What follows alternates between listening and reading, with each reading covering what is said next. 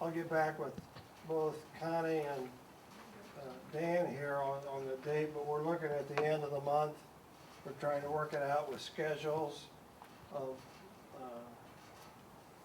dignitaries, as well as getting the contractor. We want to do it like we did at Belmont, have a real groundbreaking, and have a piece of equipment out there, and we thought that worked out real well for those of you who saw that one.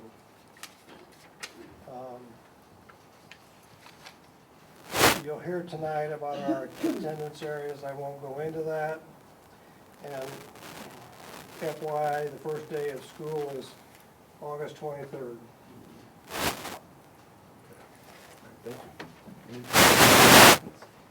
All right, thank you, Administrative Counsel. Can I stick around? Yeah, you're welcome to. Listen, can I stick around? Yeah. All right, we're going to go ahead and start the rest of the meeting so we can get to our featured presentation. Call to order then. Secretary, could you roll call? So, Mike, second. Ms. Gingham, all in favor of approving, say aye. Against, abstention, motion carries. Guest recognition. Ms. Ward? Are you ready? I'm ready. Oh. We'll turn it over to you. Okay. Thank you for joining us tonight. Sure, absolutely. Get that, I think I have quite a few helpers. okay. To the leadership of Southeast Priority Board community members. And I don't know where you stand when you present. So I thought Whatever's maybe, comfortable for well, you. so the board can see, you need to see the one map that I have, this Okay. map. You can just Yeah, if everybody can kind of see it, if you can kind of move it up. I have a handout that's going around. And as we get set up, make sure everybody gets a handout.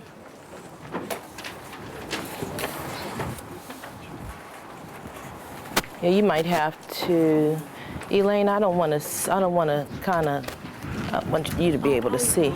You'd be okay? All right. I think everybody should have a copy of my presentation. If you all don't mind, since the room is set up this way, I'm just kind of going to float around so that you can hear and see me.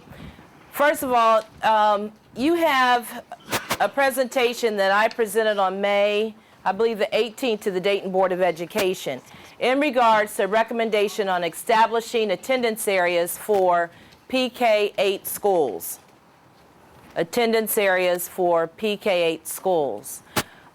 In the plan, the draft plan, one of the requirements that I should say the recommendation was that I would get out in the community, my recommendation to the board, I would get out in the community, share the draft attendance areas to get feedback, go to meet with parents, other community groups, so that I could bring back a edited plan to the Board of Education in December so that board action could take place in January.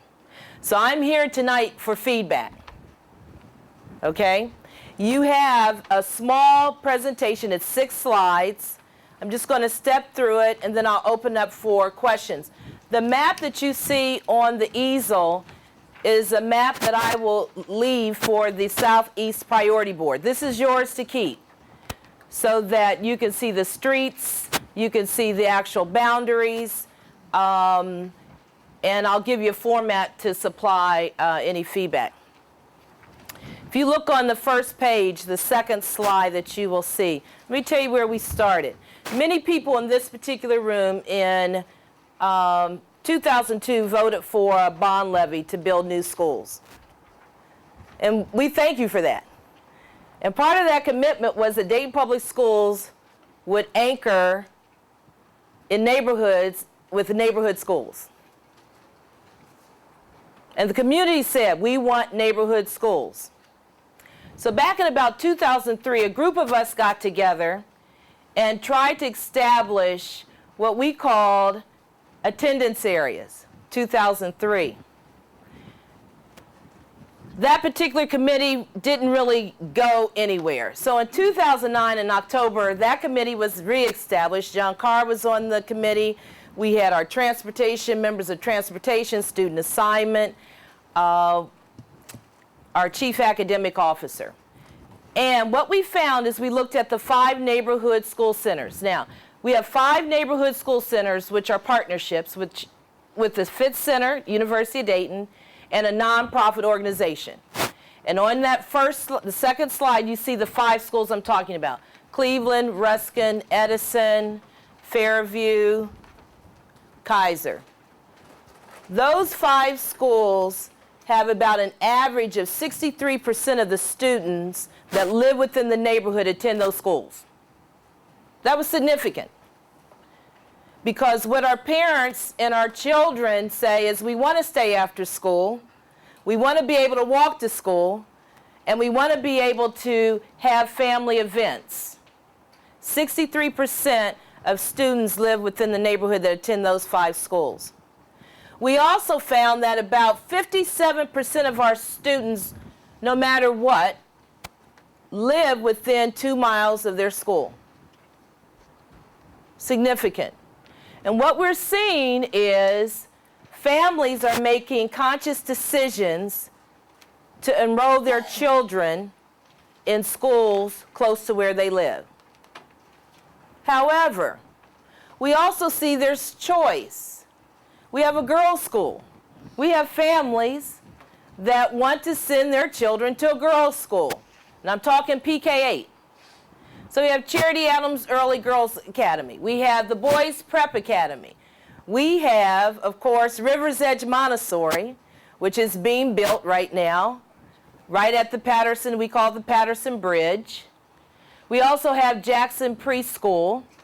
And if you are a 7th grader, 8th grader, you can audition and get into Stivers School for the Arts.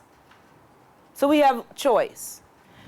But if you look at the map, and I have a little pointer, if you look at the map and you look at the city, what we're finding is within our particular areas where we're building new schools, we have 15 new schools built.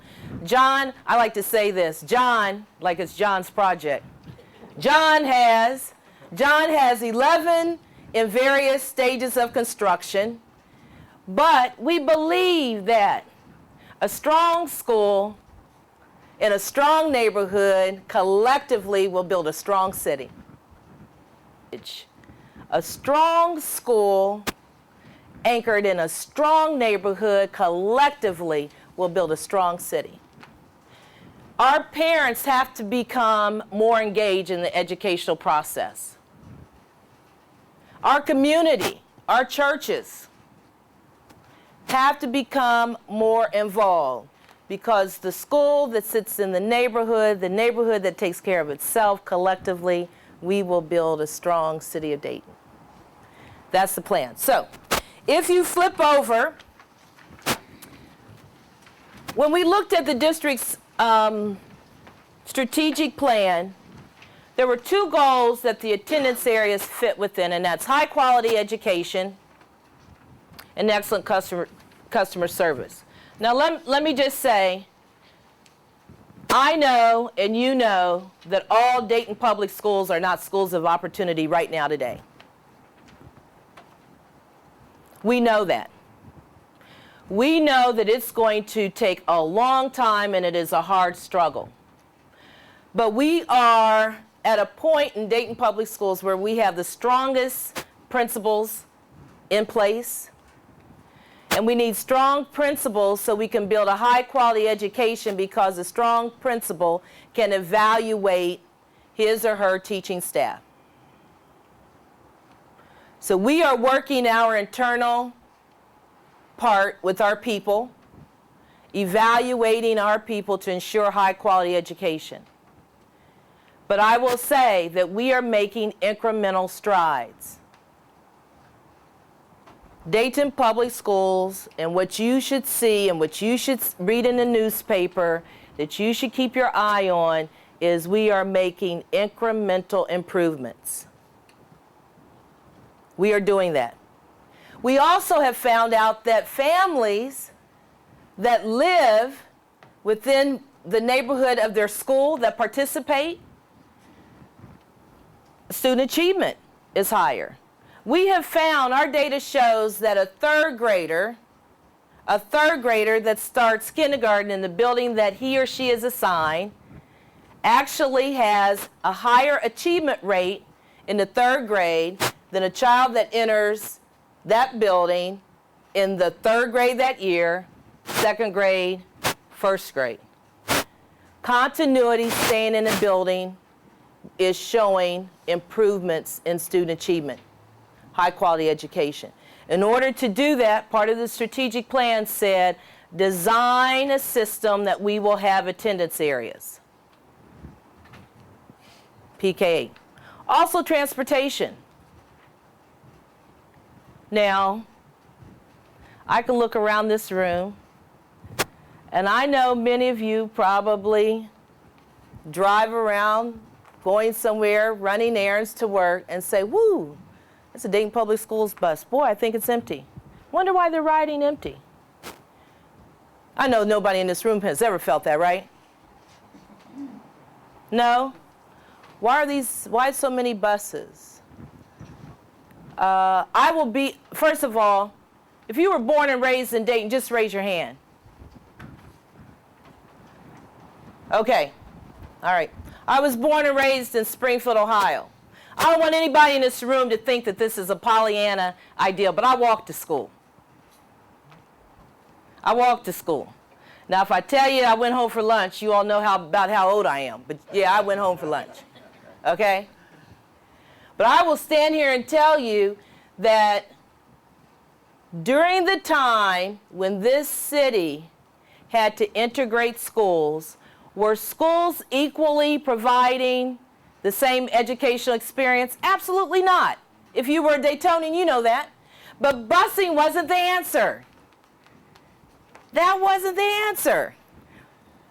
We eroded neighborhoods. We eroded neighborhoods. And we want to bring them back now. So I'm passionate that busing that we do in Dayton Public Schools that costs about $13 million a year, I can tell you right now, we can redefine that and move that money to the classroom to produce better results.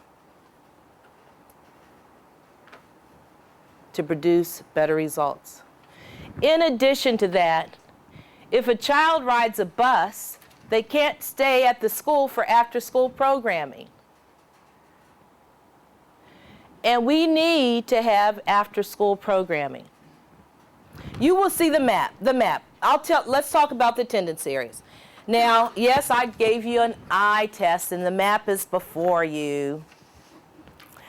And the one over there has the street names, because if you're directionally challenged like I am, I'm like, okay, where's the street? Okay. This is the recommendation. All high schools in the city, in Dayton, would remain district enrolled. No matter where you lived, you could go to any high school. However, if you want to get into Stivers or to Ponitz, those two high schools have a different application process. So high schools remain the same. Okay? But what the recommendation shows is 17 PK8 attendance areas.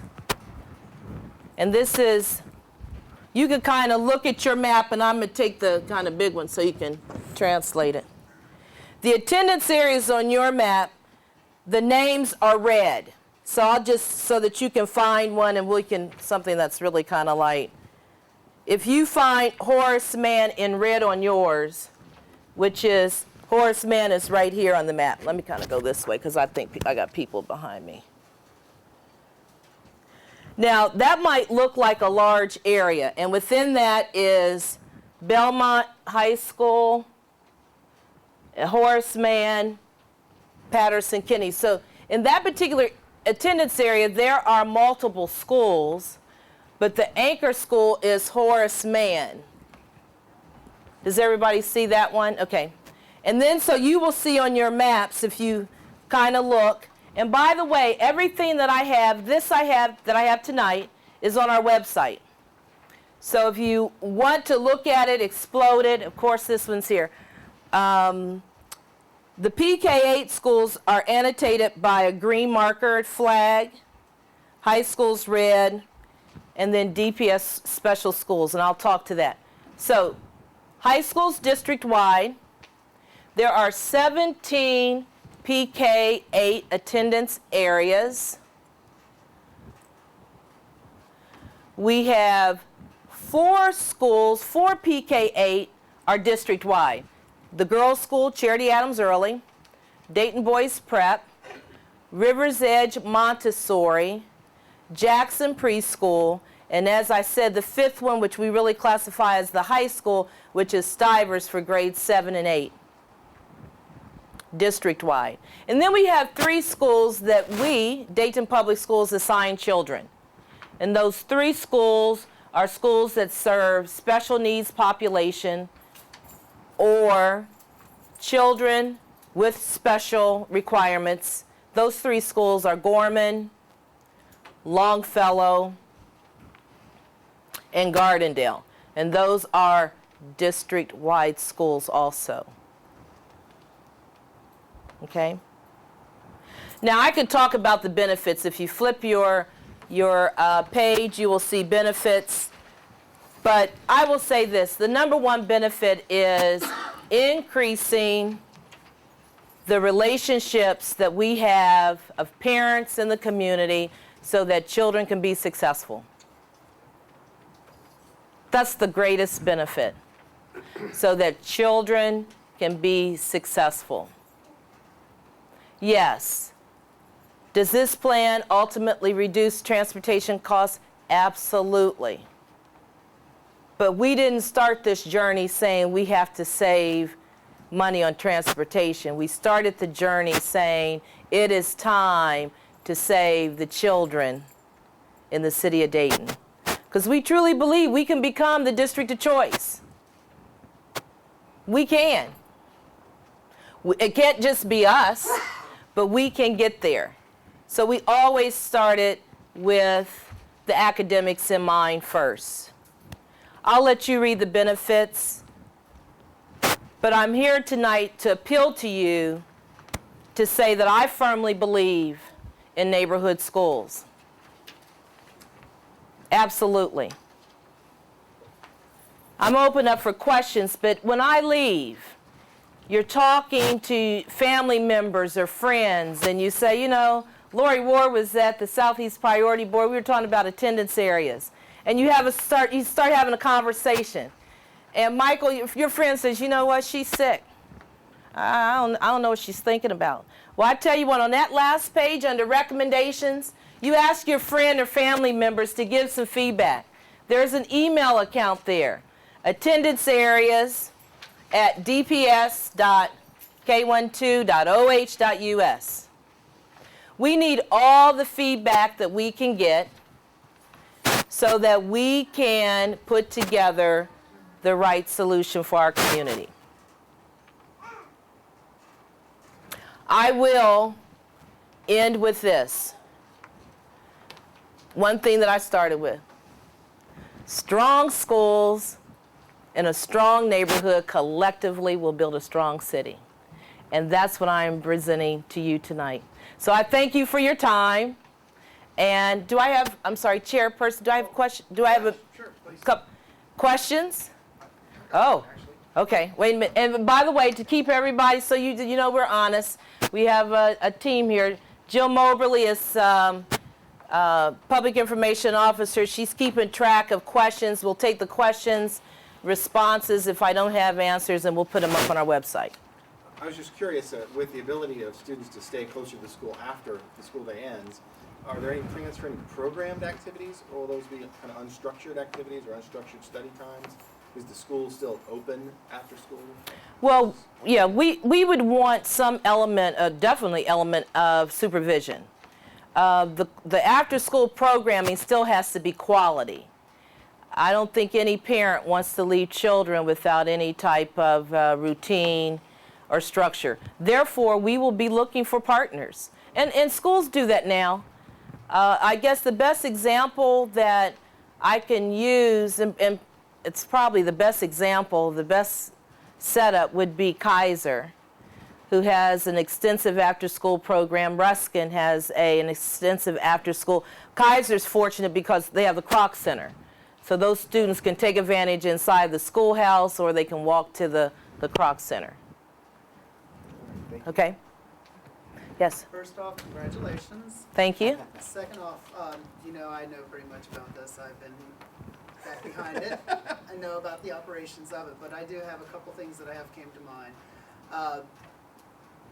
The school's going to have to implement more, maybe even liaisons at first off, because just putting it out there is not going to turn the wheel and get the neighborhood involved. We're going to need a liaison there that can go out and initiate the contact with the neighborhoods, with the people, businesses there.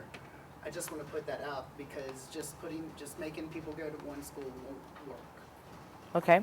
It's been out of their heads so long that, actually working with your school, for some of them, it's not even a consideration. Second off, my RTA thing, and this just came from reading the blogs and stuff and all this other people worrying about this. What kind of impact will this have on RTA money-wise, transferring money-wise? I mean, I know you can't say what will happen with RTA because that's RTA, but... Okay, I'm gonna go back to your first one because your first item, Tony, was like a comment, but I'll address that and then I'll address RTA. When the education budget for the state of Ohio was signed into law, there was a position, a group, if you will, called Family and Civic Engagement established within the budget. All districts throughout the state are trying to get it together to look at how that will be. We believe that particular position will bring a liaison to the table to reach out to the community. So that's number one. Number two, RTA. Dayton Public Schools stopped a contract with RTA at the beginning of the 08-09, am I right? 08-09 school year. It was a $3 million contract. The Dayton Public Schools provided transportation, high school transportation. The attendance areas you see today will not impact RTA because what our high school students started doing is they're using their own money to get to school. By the way, attendance has improved because, of course, high school students are paying for their own way, families are paying for their own way, so the value, if you will, is totally different. So no impact on RTA. Sure. Guys, yes. First, I'd like to say I think you're right about, and I know it's not just you, it's many studies you guys have done on the neighborhood school. It's important for children to have stability. And we all know that, for a young child, that stability is very important if you want to have a good quality adult. The question I have though is that in those pre-K through 8 schools, has any study been done to see what level of education that the percentage that the parents have reached? Because I wonder, and I truly do believe this, that if you have parents who have not graduated high school, or even if they've have not graduated high school, if they may have little to no education at all, they may have never even made it to high school, I think that those parents are less likely to promote education to their children than someone who's graduated high school or had postgraduate training. I wonder, have you guys done any studies to see if people, volunteer studies obviously, to see if people have donated that information to compare with your results on how well students do, if you have a large percentage of parents that send their kids to the school or have reached a certain level of education themselves, are they doing better than the school where less parents have, and the level of education is not necessarily being promoted in the home? Because you know better than I the situations where you have parents who are, I didn't graduate high school, I never needed that education, you don't need that education, school never did this, yada, yada, yada. You've heard all the, naysayings. But has that study been conducted at all? No, in my experience, I've never seen a survey done of backgrounds of parents. I will say this to you, that what we do know is no matter what social economic status the parent, nuclear mom, dad, come from, if they value education, or a grandparent, I'll go all the way back, or an auntie, or an uncle, if they value education, and if that child has many adult influencers in his or her life, chances are that child is going to be successful. I agree with that. So, but I'm just saying, what we do know is that the more involved a family is in a child's life, or a minister, church congregation. I mean, you all know how you have motivated your own as well as your own family members, youngsters. Absence of that, then I think a socioeconomic matter, it doesn't matter at all. But you're right. We do know our parents, many of our parents haven't had great opportunities in school. So guess what? I don't value education. But you bring up something good, and I've never seen a study like that. You know, It's a good idea. Especially when you're trying to get the parents motivated. If you know there's an area that has less core value for education versus another area, not saying to spend more money or more resources there, but you know that those parents are going to be harder to influence than another area. So it would be easier to manage your resources. That's a good point. Thank you. You're welcome. All right. Yes, sir. I've been to functions at Ruskin with my grandkids, and it's pretty good the way they're running it there, like a community school. Are all these 17 areas or whatever going to have a school like that in them? Well, I'm glad you said that.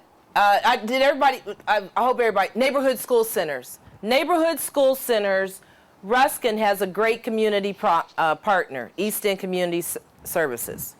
So the 5 that you see on the sheet there have community partners. We would love to have a nonprofit in every school, but that takes resources. The Dayton Board of Education and board member Joe Lacey just walked in with Ariana. The strategic plan calls for creating more neighborhood school centers just like Ruskin with a nonprofit. And we will start looking at how we will do that. Also, when I was a kid, I went to Highview School on the west side of town. And I came over here and went to Patterson Kennedy. I didn't see a whole lot of difference in the 2 schools. There wasn't that big of a difference. What year was that? I'm just kind of curious. Well, I was in Highview in like 68, 69. Okay. Came over here and went to Patterson Kennedy in 70 and all the way up to like 73. Okay. All right. I graduated from Wilbur Wright in 78. Okay. All right. But I went to Kaiser too, so. So I went to how a many? lot of different schools. Okay. All right. Okay. You know that still happens, by the way. And that's the choice, but that was a whole different thing. I don't know of specifics of buildings and quality of resources, but I'm glad you said that because you're the first person that said that you didn't really see that much of a difference. Okay, all right. Yes, ma'am. Belmont United Methodist Church is in partnership with both Belmont High School and Horace Mann School, and it's working very well. It's been about 2 years. And so we're being able to start doing a lot of projects. It's working well. But my question is, how does this attendance affect Horace Mann School with, it's in an older, more mature neighborhood? So there won't be, as years go by, there won't be the students in that area. How is that going to affect schools like that? Okay, did they knock my map down? She has to go. Oh, okay. Can I see that for a minute? Okay, Lane, let me get this out of the way so Lane can get through there. I'll do this. If you look at your map and you look at Horace Mann, and the question is, when you look at that, the mature community, I think the question is like populating that neighborhood. The neighborhood population may come from contiguous attendance areas. So when we look at Horace Mann, you have to look at, is that Eastmont? Kim? Yeah, the population probably will be coming from contiguous attendance areas. But you are exactly right as far as the I think that last year, I'll even give you, if you look at Horace Mann, there are 265 PK8 students in that area for this particular school year. And that's a large area. Okay? I Yes? have a question about curriculum.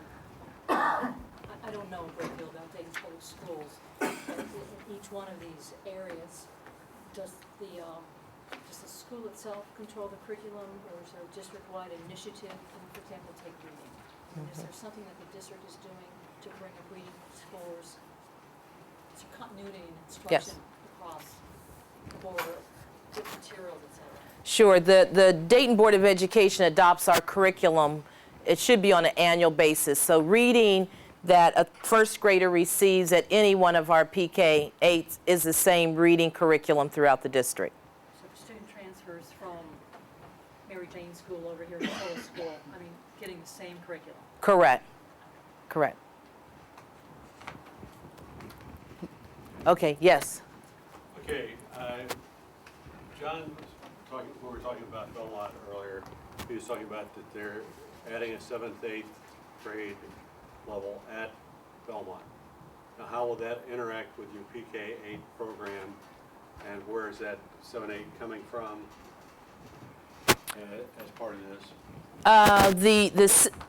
I'm sorry. Will that also be a busing problem for you? No, the law in the state of Ohio says that we must transport K through 8 if you live 2 or more miles from your school, which a district-wide school would be 2 or more miles. The 7-8 configuration that we're planning at Belmont is really anchoring off of the great success that's happening at Stivers. We have found that when 7th and 8th graders are in the same facility with their high school, the relationships are there, students tend to succeed at a higher rate. What we are doing for this year right now is planning how the 7-8 configuration will look. So when you say what will it do, it probably, you might see PK through 6 buildings. Okay, so. With an, But will this be, for example, would that Belmont facility then be drawing from Cleveland, Horseman, Eastmont yes, as the hub for 7-8? yes.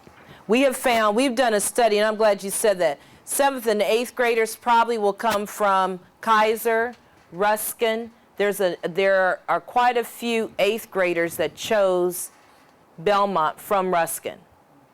We have the data that shows that, as well as Cleveland. So majority of those 7th and 8th graders would come from those particular attendance areas. Now how that works and what happens to the rest of the buildings, that's what we're planning this year. Well, that was why I was wondering about from, the attendance areas that won't keep them as a neighborhood school per se by them being across town to Belmont and that. The other big issue that I have in looking at the total concept,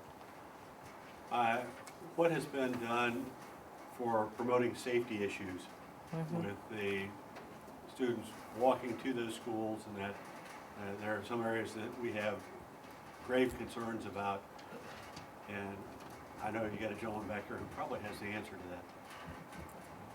But Well, we have, this past Friday, I presented to a diversified group from the city of Dayton, in which Dayton Police Department representatives were there, where they take our maps and they are actually studying to look at the issues of walkability throughout the city.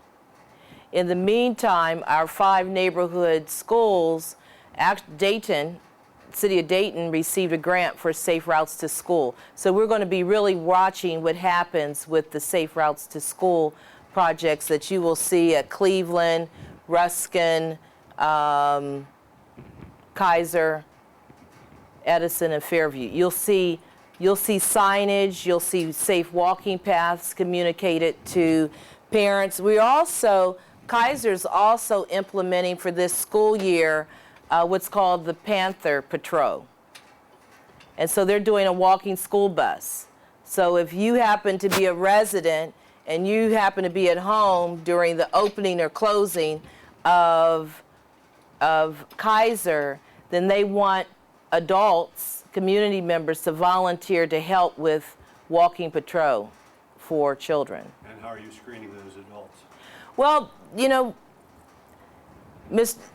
Harry Frisbee, Chief of Security over there, we will have an element of a background check. We will definitely want to do that. Cleveland has one already. Yeah, Cleveland has, and Cleveland is the only school that really, besides, yeah, well, they are the only one. Valerie has a patrol, but not like Cleveland. I figured that, I knew Harry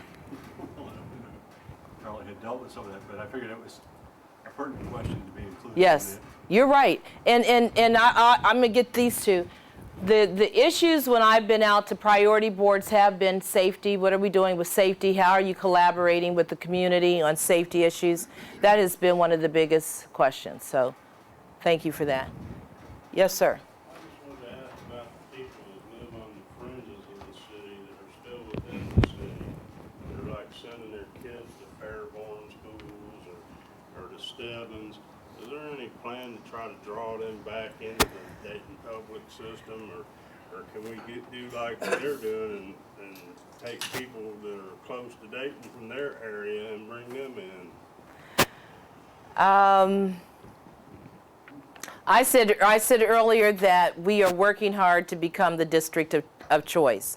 I do believe that when all schools are schools of opportunity, you will see people wanting to come back into Dayton Public Schools. Can we do like they're doing and bring people out of Riverside and put them in Dayton public schools? I don't know where this is going to go, but I ask everybody in this room, be very mindful when the education budget is announced, because what this gentleman said, and one of the things that is really being looked at, is do we have too many school systems in the state of Ohio? I see head shake. You know, we have over 600 public schools. We have over 300 charter schools. You know, are we just too much? Is the structure too large? And should we be consolidating school districts? So be mindful. Listen to that as you go. So I saw your hand come up. I'll say something. Okay. Before she gets to it. Oh, okay. You ready now? Because we have a. I just wanted to say, I mean, this has been neighborhoods, going back to neighborhood schools has been a policy that I've been pushing since I first ran, and it was partly that we've gotten to this point because of the help of people like you who have supported me and have supported initiatives that I've worked with since I've been on the board with you. So I want to thank you guys for helping me and helping me get policies like this, policies that a lot of people might hear might just think, well, this is just common sense policy. Help me to bring these to Dayton Public Schools. So that's really all I had to say. Okay. We'll bring them back, Frank. That's right. Okay, do you have a question? Yes, I also did walk to school. And a byproduct of that school system was because everybody walked, it didn't close. No snow days. I don't care if it was eye high to an elephant, you were going to school.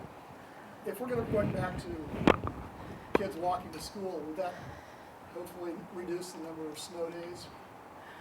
Well, you know, the state legislature already has reduced the number of snow days, makeup days, from 5 to 3. And Make them up if you don't have them. Yeah, and, but you know, as long as we transport district-wide, for instance, well, I understand the districts, Yeah. yes, you would have to shut down because you're not gonna have a bus. But if you have schools that are geared towards people who walk to school, you're correct. they're not to shut down. And that's a real key. So I don't care how good your school is, if it's closed, it's worthless. I like that, okay. Okay. Anything else? Oh. Okay. Hi. In front of the camera, David. Yeah. Dr. Ward, Oh, but it's not doctor, it's Mrs. But I appreciate that. Congratulate you on your Behind position. us. And I just wanted to give you an observation. As part of this Safe Routes to School, the staff at the Priority Board we've discussed how we can become involved. And one thing that we do on a regular basis, if you're familiar with the police department's use nuisance tool, where they vacate a property that any felony activity is going on, whether they go in and find felony drugs, felony prostitution, whatever.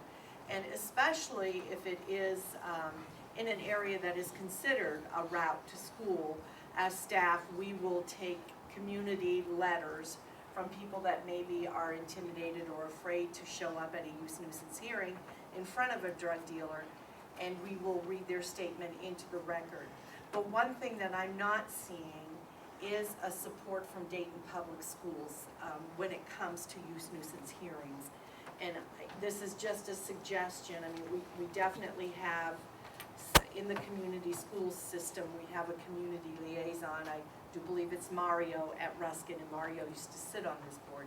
So I'm just wondering, there should probably be some sort of partnership that at these hearings, and it would send a strong message back to the community if it is in a neighborhood school district, that somebody from Dayton Public Schools attends that hearing to either voice their concern that this is an area where children are walking to school, whether this drug house is on a school route or not. It still poses a problem for the children in the community that are walking to school. Okay, I'm not aware of that, but that is very good, very good. Okay. You have it? Okay. Thank you. All right. Okay, David? Okay, thank you.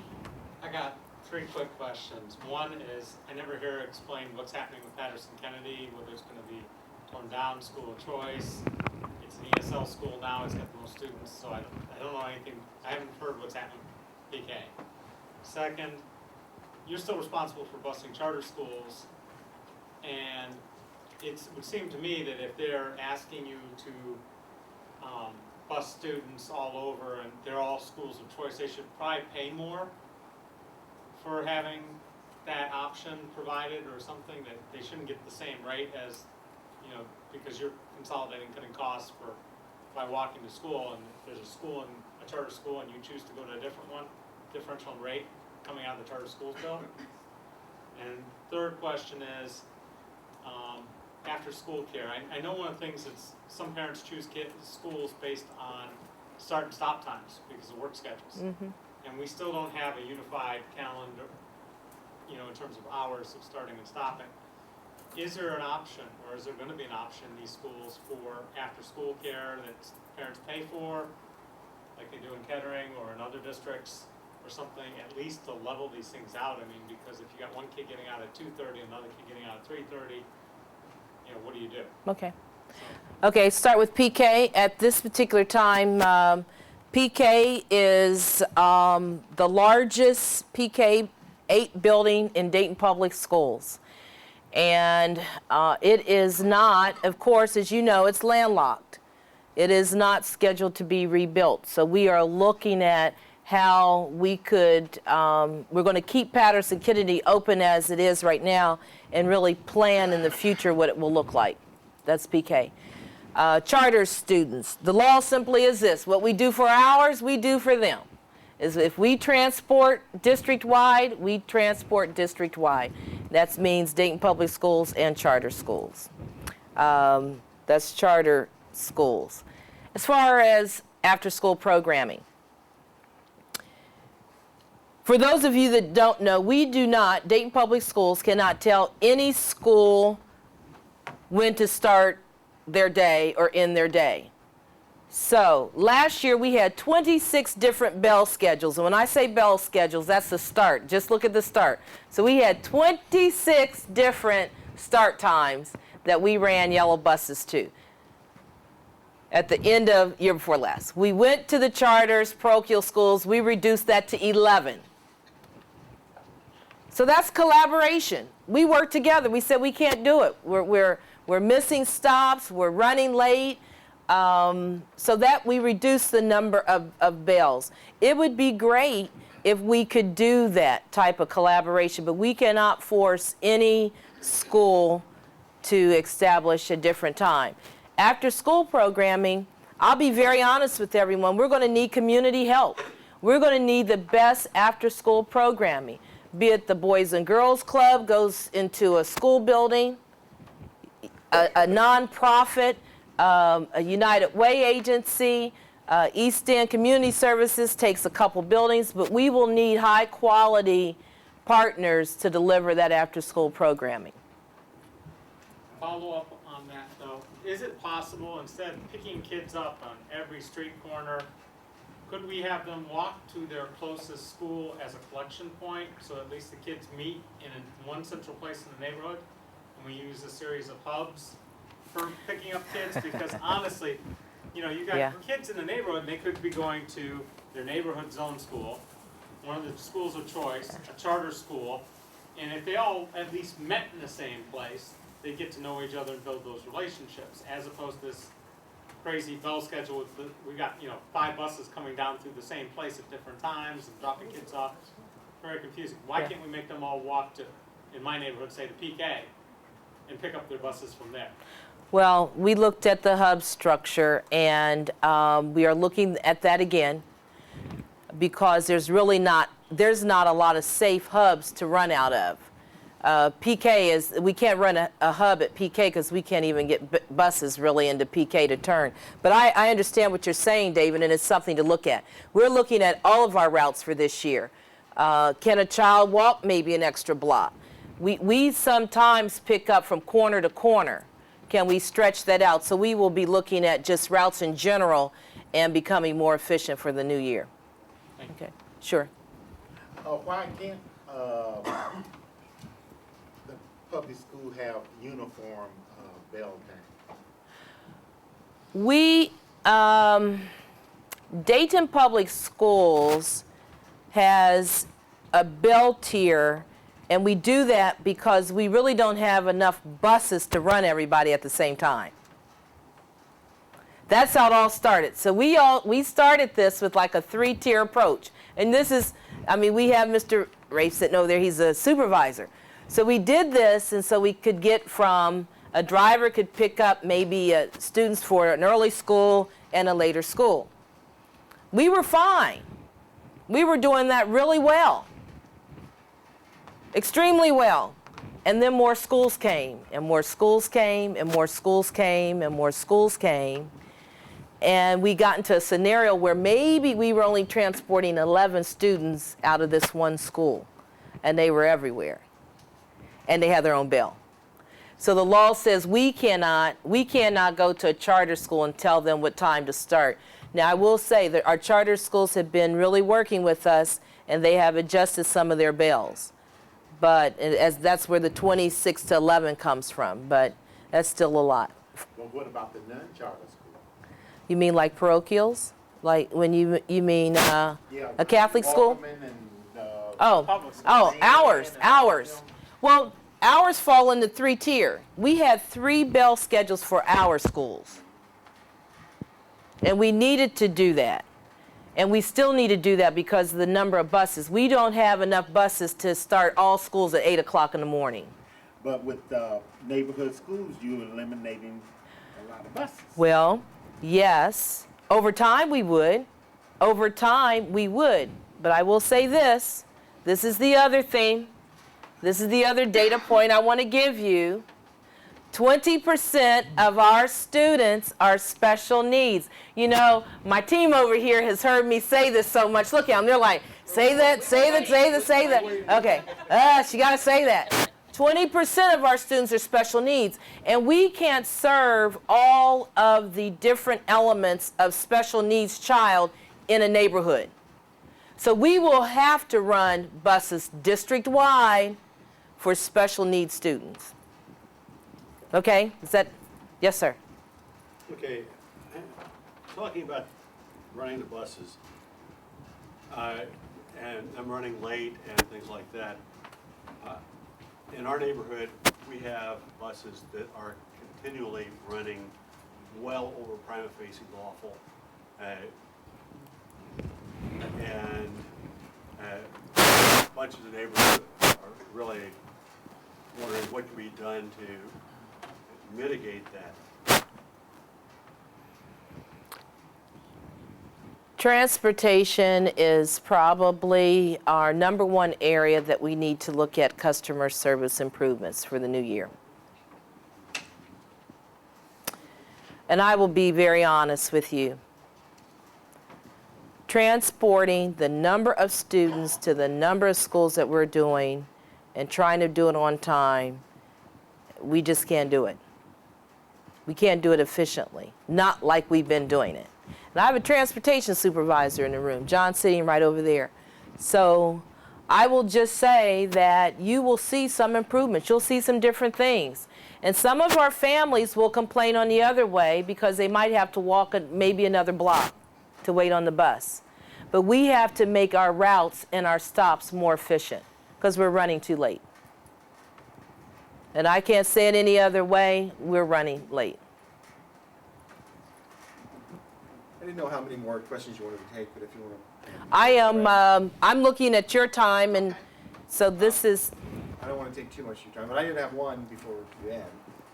Since we're neighborhood representatives, first and foremost, before we come to the priority board, and there are planning departments working with 4 different schools on some of the safe routes issues. If there were other things we wanted to work on, like a crosswalk improvement or maybe a small connection to some of the bike paths that come close to schools, which direction should we go? Try to work maybe with the principal or with the that family and civic engagement person you talked about? So would that be a district level issue, you would think, or would that be more a school level issue? If you would just allow me not to answer that, but to answer the question with some research. Sure. Okay. Because I tell you, the city is really, really working well with us and Dayton Public Schools with the city as we really try to solution this. Okay. So I think that that's a valid question that deserves a little bit of research on my part. All right, thank you. Okay, sure.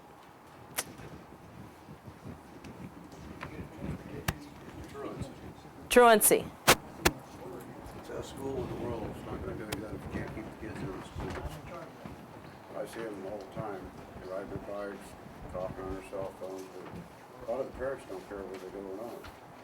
Is there plan on addressing this in a different way? Well, currently, those individuals in the community that see young people that are out are supposed to call the truancy hotline. And then, you know, you see a teenager on a bicycle. You can't tell. Right, and first you can't tell, so you don't know. Right. Then you think so you call. Well, they might be at 5th of Columbus, and by the time our truancy van comes or the police comes, they're gone. Well, and I will say that high school, but our attendance is improving, but there are children that are truant. I will just say that there's a number that we post on our website, and we appeal to community members to call that. You said of the 63% of the kids being bused, does that factor include now that East Dayton doesn't have any schools? Does that 63% include all the kids from East Dayton that are being bused to wherever they need to go? Since they tore down Overwright and Wilburite, that leaves Franklin to cover 3rd Street, 4th Street, 5th Street, Huffman, Smithville. You know, this whole area of East Dayton has not got a school other than Franklin, period. So they're all being bused elsewhere for the next, 18 months till they get the new school built? 63% include that?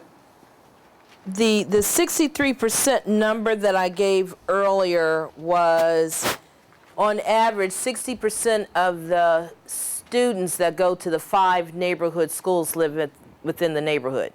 Okay, but now, as I said, there's no So- neighborhood schools in my neighborhood. Okay, so look, if you just look at your map, just take a minute for a minute, because this is, if you look at your map, there are 467 PK8 students in the Kaiser attendance area. I'm just going to give you the numbers real quick, okay?